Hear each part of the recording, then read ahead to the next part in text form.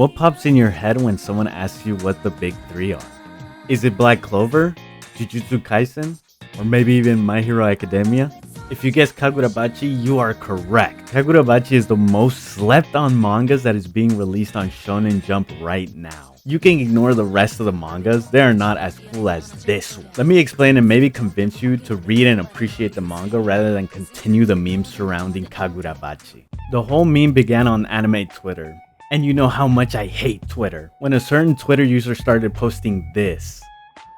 I mean, the dude isn't wrong. Have you seen Boruto? We got Sasuke fighting a stupid velociraptor and he becomes a homie with it. You can't make this up. I don't know who looked at this episode and said, yep, this is perfect. Also, Boruto has like a million fillers. I hate this show. I genuinely wanted this show to be good, but I guess not. Anyways, back to Kagurabachi.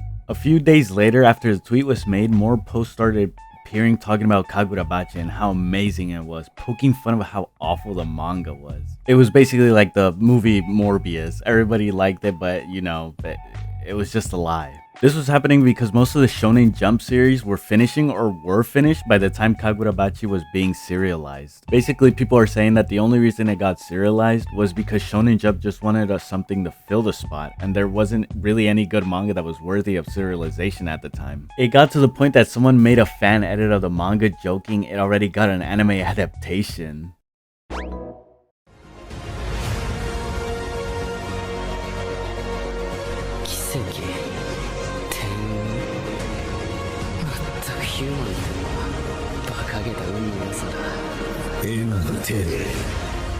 I'm not gonna lie, when I first saw and read the manga, I thought it was just gonna be another Demon Slayer copy-paste. I was completely wrong. I think Kagurabachi really has what it takes to be a good manga, but it seems that Japanese people just don't vibe with it. Now bear with me because I failed statistics and I don't know how to read a graph. Looking at the weekly Shonen Jump rankings, we can see that Kagurabachi is ranked 14 and it appears to be going lower and lower. If we go even deeper with the chapter rankings, I start to cry and pray to Donald Trump, please save me Donald Trump. The line just keeps going down. They tried saving it by giving them a color page for chapter 14, but it still didn't help. Hopefully Kagurabachi doesn't get cancelled anytime soon and some miracle happens when the first volume drops. Just look at the cover, it's so good, and I know I'll be buying one too. Now before I start talking about the manga, know that there are going to be spoilers. So warning, spoiler alert. Not that you care about it, since it's Kagurabachi. The story starts off with Chihiro training with his dad Kunishige, the most famous swordsmiths in the land, to make katanas. You would think that the manga would have a serious atmosphere since the following panels are them making sick-ass katanas, but nah, the dad is just a goofy dude who loves to talk to his goldfish for some reason. The goldfish does play a big role later in the chapter and through the whole manga. Chihiro and his dad have this parent and son relationship where Chihiro is actually the parent and Kunishige is the child. Chihiro's always taking care of his dad and his goldfish too, since I don't know, he wanted to eat them for some reason. But their bond is really strong since they spend most of their time together swordsmithing, to the point that Chihiro wants to follow in his footsteps and become an amazing swordsmith too. Not like my relationship with my dad, where I have to tell him to shut up every time he talks too much. Team. Oh, that's fucked up, isn't it? Oh man, I could not help myself. People do that to me on this motherfucking game constantly. Chihiro is going to be 15 soon, and Kunishige finally shows him that not everything is pretty when it comes to his katanas, and that all the katanas before Chihiro was born were made for war. The last thing Kunishige wants is the katanas to fall into the wrong hands. Chihiro understands that there is a burden when it comes to creating katanas, but he's ready to take it on. 38 months have passed where we see the Yakuza members kill someone for having a movement that removes these Yakuza members from the city. Now if you ask me, this time skip is better than any time skip. One Piece. Turns out they're working under a sorcerer. Sorcerers in Kagurabachi universe mostly live in big cities and don't really spread farther in the outskirts of the cities unless they are doing something sussy.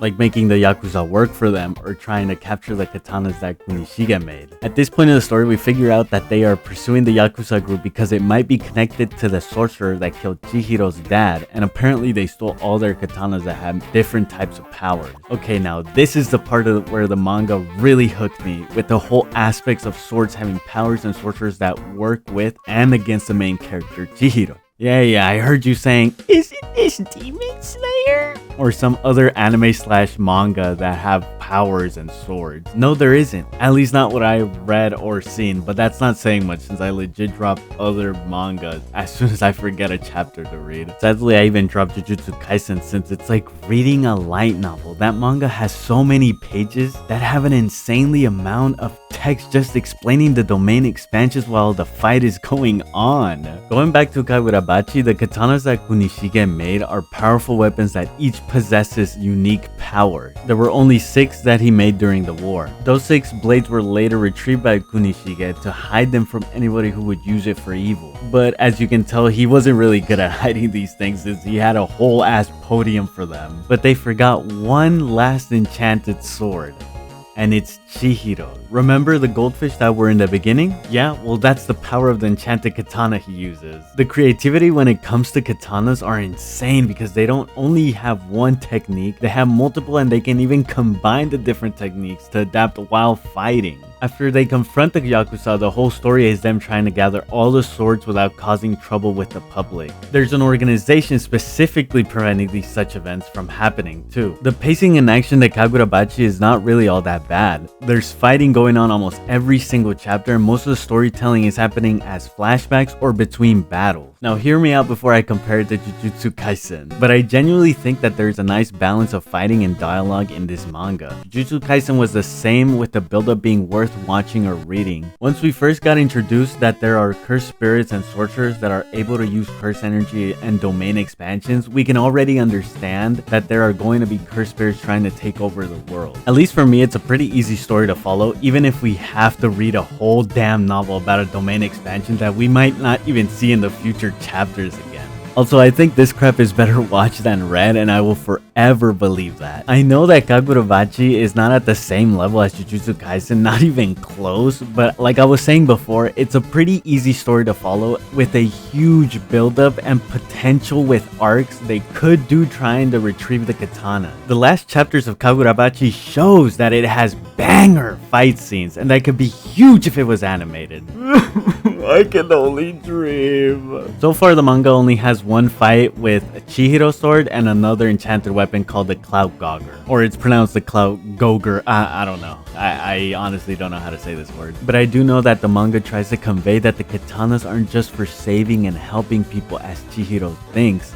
They were meant to be how the wielder wanted them to use it, forcing Chihiro to acknowledge that anybody can harmonize with the weapons that his dad made, be it for good or evil. And honestly, I can't wait for more bangers. Apparently, the enchanted weapons have hidden techniques too. It just keeps getting better and better. There's still more to explain about the manga, but this video, I tried to highlight all the good things about it instead of going into a tangent about the story of Kagurabachi. Alright, well, hopefully I convinced you guys to at least give Kagurabachi a read. If not, I'm going to find you and hold you hostage. The only major flaw that I see in this manga is their dialogue. The dialogue in this is pretty bad and poorly written, but the more chapters that are being released, I could see it improving, or I might just be delusional in coping with how bad the manga really is. You can clearly tell from the beginning chapters that the conversations are really bad, especially when it comes to these two characters. Also, the weird faces and comedic effects that it tries to do when fighting some enemies, sometimes it just feels forced. Now, I want to see everyone typing in the comments section how